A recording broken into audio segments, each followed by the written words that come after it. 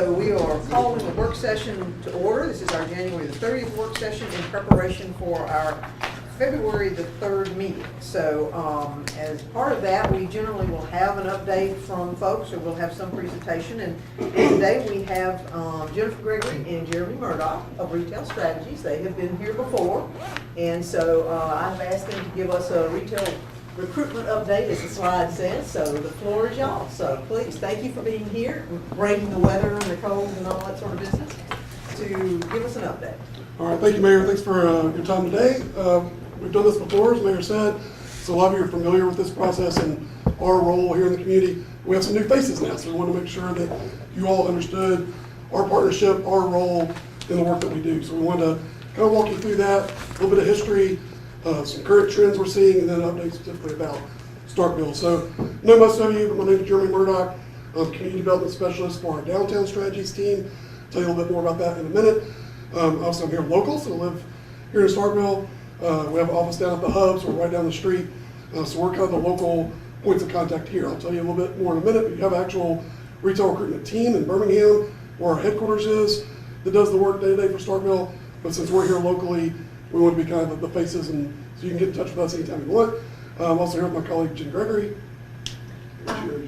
And Jennifer has a long history with the city, which is why she's not normally in the retail strategies meetings of this nature, but because she has a long history, I wanted to make sure she was part of this. Yes, thank you. So I'm the president of Downtown Strategies at our company, Retail Strategies. But like Jeremy said, we're the local kind of liaisons for this partnership.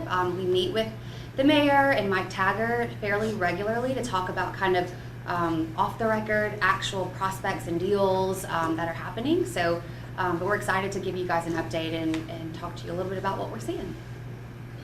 So our company is based in Birmingham, but we have offices in Birmingham, Fort Worth. We also have staff here in Starkville, Atlanta, Sacramento, and Denver. So we're kind of scattered all over. And we do this work across the country. We partner with cities in a variety of different ways.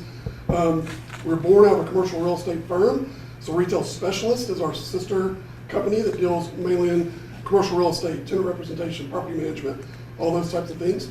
So over this 20 years old, we had our 20th anniversary last year. And through that world of filling spaces and finding tenants and things, grew kind of the specialty in retail recruitment. So Retail Strategies was born. That's the other side of the company. And it really has three different components. Small business support, which was an invention of Jen's, kind of born out of COVID, to support local small businesses and give them the resources they need to really adapt to the current climate born out of COVID. So it was really a response to that, but then it's evolved since then to be a really robust online platform, on-demand content to help small businesses really adapt to the current economy and things like that, modernize their business and all those types of things. We have our Downtown Strategies team, which is where we do the majority of our work day to day. It's partnering with cities around the country on short-term downtown revitalization strategies. And then there's retail recruitment, which is really the focus of the Starkville partnership, is with our retail recruitment team. Again, we do that with cities all over the country to literally recruit national and regional retail brands to the community. And I'll tell you a bit more about that in a second. So every city, especially city leadership, has goals like increasing tax revenue, creating jobs, enhancing the quality of life, growing new businesses, right? That's probably why a lot of you are in the seat you are today. And that's a lot of your constituents' goals as well. There's a lot of different ways to go about that. Industrial recruitment is a big part of that. The work that the partnership does with tourism in downtown and Main Street, big part of that. Well, the retail world is a big part of that as well, generating tax revenue, creating jobs, activating properties, increasing the quality of life, all those types of things. And to be successful in the retail recruitment world, it really takes having that network of connections, knowing the players at all different levels of the process, understanding what the brands are looking for, understanding the property owners and kind of everything in between. And so having that network is critically important. Having access to the resources like data, I think you can all imagine that data is a big part of that retail recruitment world. Every brand knows what criteria they're looking for, and a lot of that's data based. And so having our team understand that data and having access to the same data that the brands are using is a big part of that. Obviously having the experience and knowing all these people and having the vast experience in this world is key to that. I think time is the big part. I think yourselves, and when you talk to all your staff in the city, time is a premium, right? They already have their plates full running their day-to-day operations. So having us as kind of an extension of your team is a big part of us being able to do this work day-to-day in the background while you all and your staff are dealing with the day-to-day operations of the city. So just like work with the link, work with Main Street, all that, to be able to do this work day-to-day, that's kind of our role from the retail side, to be doing these things behind the scenes and representing Starkville every day. Don't want to just give you a big presentation on this, but I think it's important to understand the cycle and how this stuff works, because I know all of you get questions all the time about, why don't you get so-and-so business? Why don't we have this? What's the most ones you get? Chicken. Chicken. Canes, right? Canes. Canes. Raising canes, that's right. Or Whataburger. Whatever, what are some of the others you get asked for all the time? The old Olive Garden. Oh, is yeah. always a It's favorite. been around, yeah. Trader Joe's, Target. Target. Oh, yeah, Target's always the big one. That's an easy answer. Yeah. No. Five Guys, right? So as you're having those conversations with your constituents and people in the community, I think it's good to set realistic expectations on how this stuff works from start to finish. So I'm going to go through this kind of quickly, but I want you to understand it because I think it'll help you have those conversations. So on the left hand, I'm going to talk about three main players. One is the investors. So those are the ones kind of working for those brands in the company at a high level. The investors in these larger companies. We'll talk about the real estate director down here, who is part of that company, is kind of charged with kind of meeting the goals of the investors.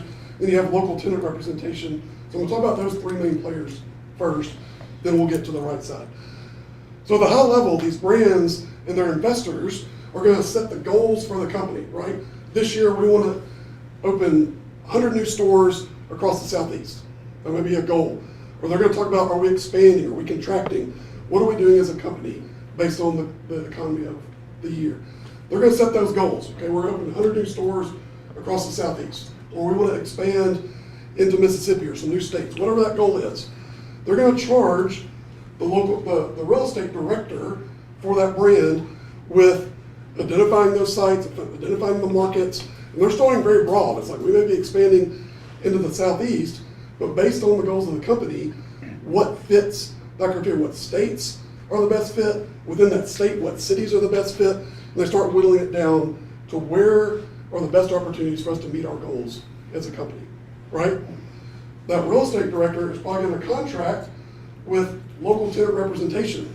Our company does that for different brands. There's a lot of different firms that do that for certain brands, and they will have a little smaller region that they represent that they're going to know very, very well.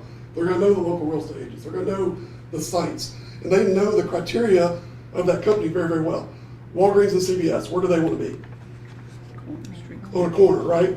Dairy Queen wants to be near schools and parks. And every brand has kind of what they know fits their model for them to be successful. These local tenant reps know that very, very well, and they're paid on commission. So they want to have a successful venture, right? They want to find the best sites available to present to this real estate director so they can make the short list of that brand, right? So that local tenant rep will go out within their region and find sites that they think meets the criteria for that goal, for that company. They'll identify those, they'll present those back to the real estate director and try to get on the short list, right? Once that real estate director and the real estate committee has really narrowed it down, okay, here's our short list across their whole region, not just Starkville, their whole region, then that local tenant rep will say, okay, is this a realistic opportunity? When you start getting into this, gosh, sorry, really sensitive. When you start getting into this end, and a lot of you are involved in real estate in some way or the other here in Starkville, so you know how, once you get into the local real estate market, dealing with real estate agents, property owners, specific properties, gets complicated real quickly, right? Some brands want to lease, they don't want to own their property. Some want to own the property, not lease. You know, all these different things come into play to figure out, is this a realistic opportunity or not? So that can get messy as well. Once they work through all those details, then it goes back up the chain, all the way to the investors. So, okay, here is our short list of sites that meet your criteria, we think it'll meet your goals, then they make the final decision. Do you think that decision at this end is made based on, oh, Starkville's awesome, everybody wants you there, the community's fun? Do you think it's based on those types of things? Oh, come on, please tell me it is. What do you think it's based on? I've worked in the public, in a publicly traded company. It is all about the profit. It's all about profit, right? We can be the best communities we can be, which is part of it, but at the end of the day, they're trying to make decisions on what's gonna make the most profit and biggest return on investment for their brand, right? And so at the end of the day, it's that. But say that, okay, thinking through all that I just mentioned, we're down here, we work it through, we find a property, work with the property owner, everything works out grand, and everything's great. And we're ready to open and go through to open the doors and have a ribbon cutting. From start to finish, how long do you think that takes to go through that process? Yeah. 2 years? Any other guesses? Yeah, when I first started 4 or 5 years ago in this and learned about all these things, we'd say about 18 to 24 months. Now, we're talking about 2 to 3 years. Now is kind of a realistic from start to finish if everything goes smoothly, right? So now that you know the process and what this looks like, where do we come in? Why is retail strategies important?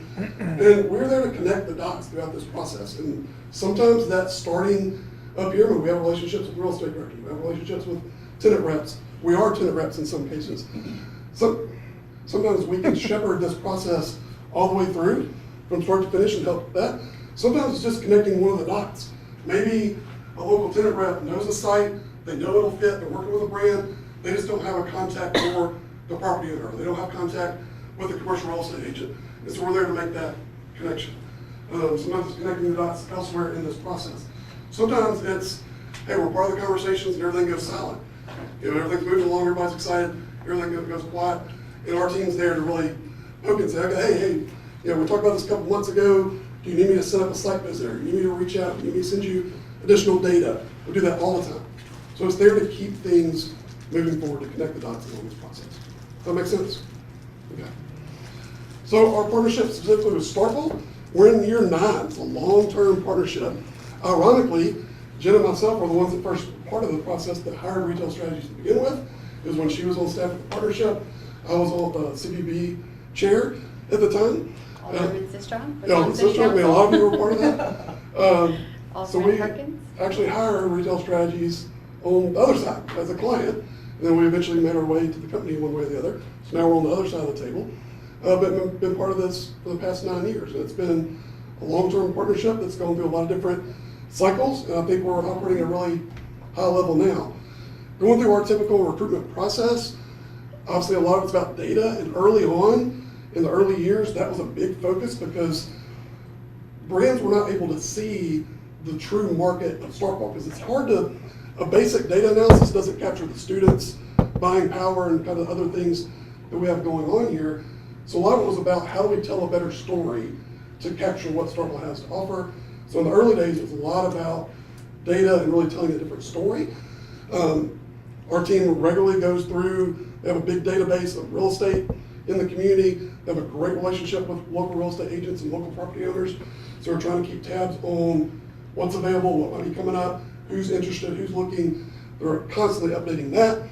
They have a plan they put together about looking at the trends that Jen's going to walk you through, looking at what we're seeing here locally, trying to keep a realistic view of what the opportunities are here in Starkville. And then a lot of it's about representing Starkville to these brands at the different trade shows and things like that, ICSC. There are all regional ones and the national trade shows, to making sure Starkville continues to be in front of these people in that process. So that's a big part of what we're doing on the retail. Isn't that coming up shortly, the Las May. Vegas deal? Mhm. May. And Mayor's been there, she's seen what a circus that is, and that's, they're like, yeah, one of Yeah, those plans. 30,000 people. So that's kind of just briefly the process, kind of the work behind the scenes and what our role is in that. Now Jen's gonna walk you through some retail trends, specifically details about Starkville. Yeah. Can I ask a quick question? Because this, this is a high-level view, and I think it focuses a lot on national brands. What about when you get down more into those startup regional kind of groups? Are y'all involved in that as well? And where do y'all connect with them? Or are you going to be talking about that, Jen? Not particularly, so it's a good question. So Miss Skelly's is a good example, right? They're a local state brand. Of course, we know them just because they have been looking at the Starkville market for a while and wanting to expand. So where we got involved was helping them understand specifically what the incentives are that Starkville has offered in the past kind of breaking that down, providing counsel with data to best make that decision about those incentives. So yes, so we do work with brands that are capitalized well like that. Startups, it's hard for us to know who those folks are, so that's not as much on the radar. Regional brands, definitely. So Seven Brew, that's happening. You know, obviously it is more than a regional brand beyond just a couple of states. They're growing rapidly, but that one is not nationwide yet. We've been very involved in that. So yes, the answer is yes, except for the small kind of grassroots startups. Okay. Yeah, Thank you. great question. So these are some of the brands that we have either recruited or influenced, and it's difficult for us to take credit for any of these because you saw that long line, right? There are a lot of people involved in every single, new opening in Starkville. But many times we have proposed the Starkville market to these brands. Let's think about Triangle Crossing as an example. Aldi, Marshalls, Buff City Soap, and those, Ulta. We started conversations with those brands in 2019 because there was another project, a real estate project that was potentially going to come online, new construction, that COVID halted, and it never ended up happening. But for years, we talked to those businesses, proposed the market, really got them familiar with Starkville in general. And then when Mark Hasselberry's group decided that they were going to pursue the Triangle Crossing, we were able to connect those brands with their leasing company, Rise Partners, and everything fell into place really quickly. So can we take credit for all of those? No, it would never happen without that real estate infrastructure. Wouldn't have happened without the incentives that the city provided, but we were a partner and very instrumental in that. So we kind of look at our role as lead generators and then also just kind of pushing those leads through that cycle. But these are all brands that we've been very involved with. Some of them have left the market and we're working with them on new real estate sites to get them back. But when we think about what that means for Starkville, all of these and many more, obviously the quality of life is a big deal, but this is just kind of a sampling of the average sales per unit for some of the brands that we have and some of the brands that the community asks for all the time. You can see that Chick-fil-A on average does $9.5 million of sales. I can pretty confidently say ours is one of the top performers. I don't know their exact sales, but we constantly get reports that the Chick-fil-A here is, doing quite well. And there's more demand than they can even supply. So when we think about the ROI to the city of Starkville, for the investment that you make in our consulting services, it is, time over and over and over paid for by even just one, new business coming to Starkville. So even though people get not so jazzed about a new coffee shop or another chicken place, there's demand for that, right? Because they wouldn't come if people weren't drinking coffee and eating a lot of chicken. Just quickly, we do have some kind of testimonials, if you will. This is from Jax, from the tenant rep. And we introduced them to the Starkville market. It was not on their radar. Talked to them for years about it when they were ready to expand in Mississippi. This was one of the first ones, and they seem to be doing pretty well. Same thing with Rise Partners. They were the leasing firm for Triangle Crossing, and again, we were instrumental in sharing intel and leads in order to get that done. We don't want to take too much of your time, but I think it's important to kind of talk about where we are now and what you can look forward to this year. So as we look back at 2025, some of the retail trends, retail is changing really, really fast, really, really fast. People are more inclined to make purchases that are convenient. So when we think about, Seven Brew, Starbucks, all of these brands have apps where you can personalize your order, swing through, pick it up.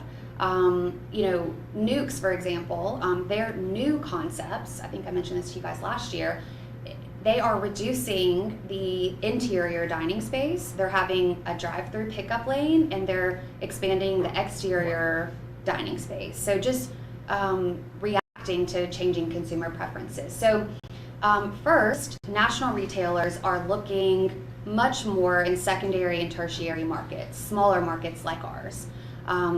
They post-ability has changed a lot. People's work patterns have changed.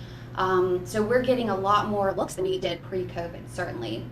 There are, though, nationally, historically low vacancy rates. There's just not a lot of available real estate anywhere.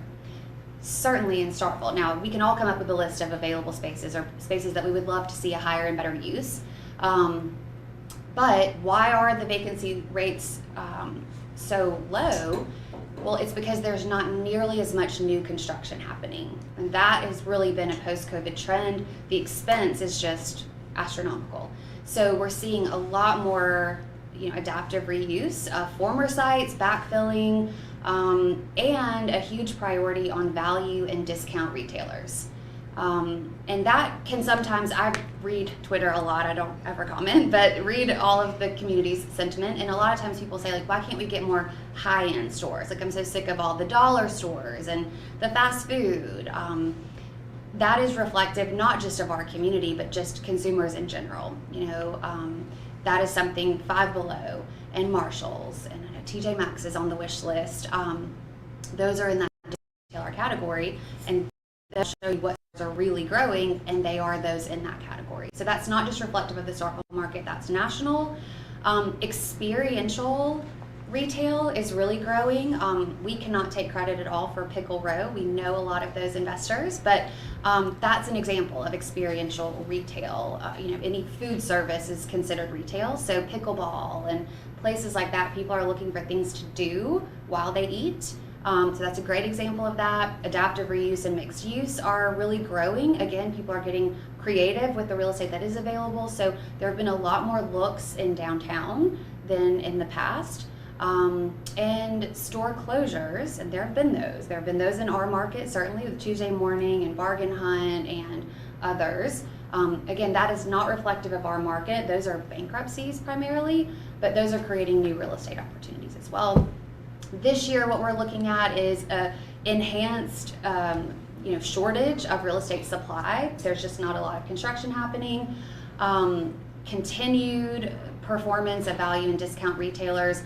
It's very hard to know about the economy. It depends on who you ask, and I won't get into that, but what I think we do know for certain is that there's been a pullback of national retailer brands because of uncertainty, right? We don't know what's going to happen with the economy. With inflation, tariffs are changing very rapidly, and it's hard for real estate companies and national brands to make long-term decisions based on that volatility. So, most economists are projecting a continued increase in inflation.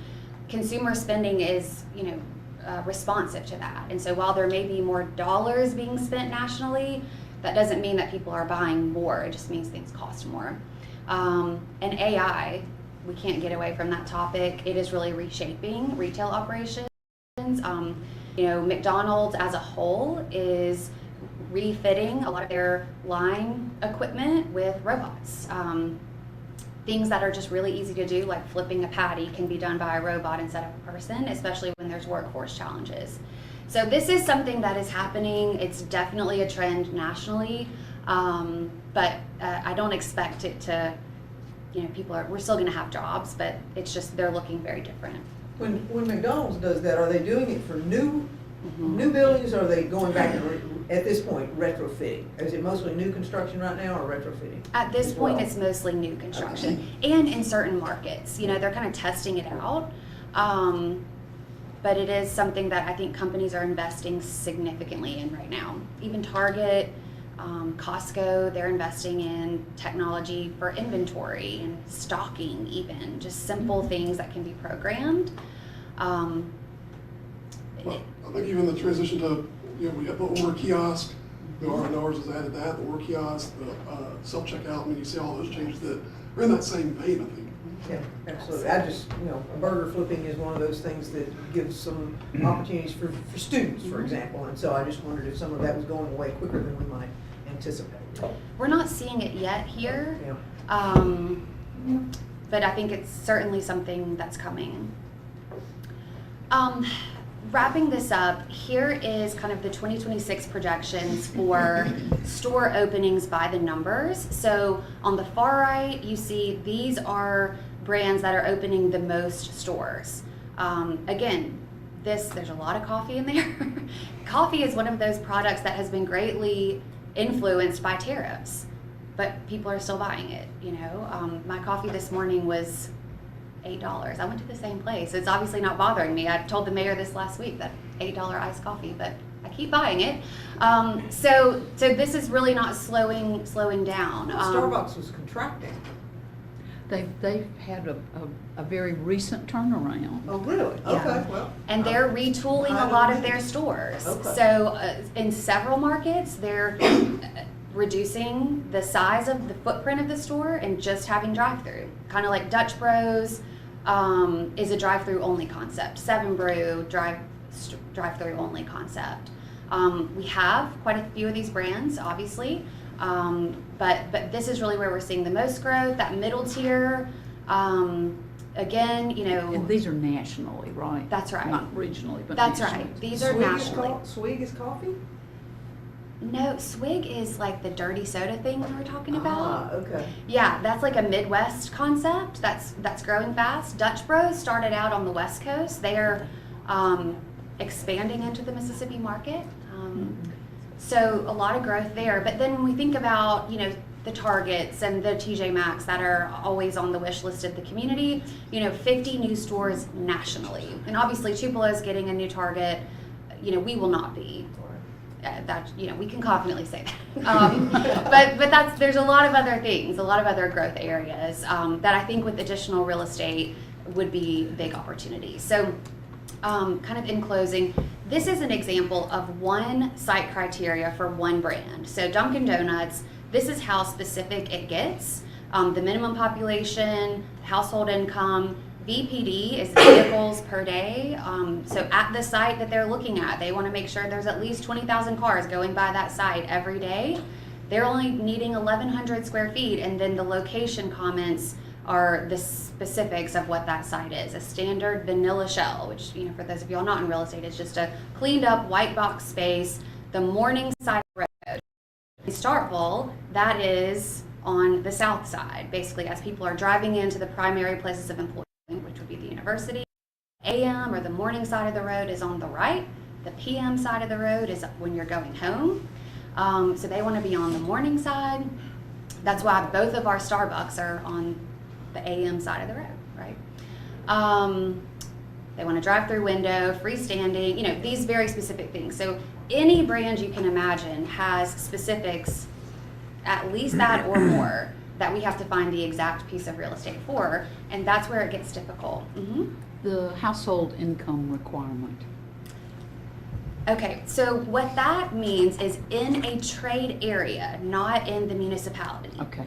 Every type of business has a different trade area, and so usually it's drive times, you know, so a grocery store may be a 15-minute drive time, 20-minute drive time. Fast food's going to be a lot smaller because that's not like a destination. So that is where you know, this data comes in, and our data, we're able to look at those drive times and radius rings, but we also have cell phone data technology. So we can put a geofence around any retailer in the market. So let's say that TJ Maxx is on everybody's wish list. We can look at Marshalls and draw a box around that and see who is the customer today, you know, over the last year at Marshalls. And we're going to get people from Winston County, Webster County, Choctaw County, you know, all around. That can be a custom trade area that we look at fast food. Because that 65,000 looks like that would be a pretty high bar for most of Mississippi, not just. Well, probably not that close to Tupelo, right? You know, these are things that are important to look at. The reason I'm in real estate is because this is our challenge right now in recruiting. When we think about Highway 25 out by Cornerstone, that's who else is there. So like a Hibbett Sports, we'll always see them near a Walmart. They want to be in the shadow center of Walmart because Walmart. Chick-fil-A very often are together because they share the same customer.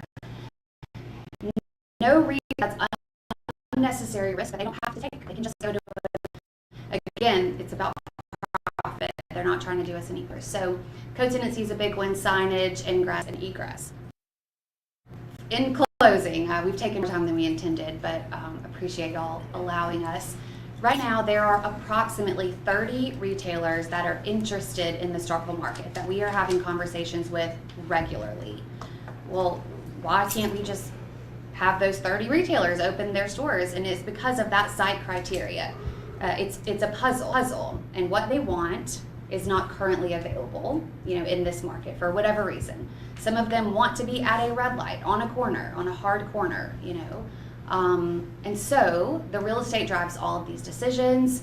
Our team has been, over the last probably 15 months, making outreach to that have property that for sale, but is underutilized, to say, what are your plans?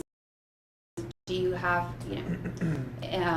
any future goals for this property? What we don't want to say is, hey, Kim, Chick-fil-A is interested in your property, because then, as a property owner, if you were like me, I would jack up the price, right? Yes. So we don't want to do that. So it is delicate to just get information without being too overly sharing. Our team works closely with Janina Wade and commercial real estate, as a commercial real estate broker here in Starkville. The growth that we're seeing continues to be hospitality residential, which is not our purview, but certainly that you guys know that. Coffee and QSR, which is quick service restaurant. That's the Chipotle's and the fast food. So maybe not the sexy retailers that everybody wants, but that's what's growing nationwide, and we're seeing that here. Looking at higher and better use opportunities. Again, for the first time, downtown redevelopment is kind of becoming in our purview, because there are some national brands that have been interested, and then certainly 182, which we believe there is some traction there. But again, the infrastructure, they are not going to sign a lease right now until that project is complete, obviously. But that I think is doing what y'all intended. It is opening the door for new retail growth opportunities on that corridor, and then certainly out by Cornerstone.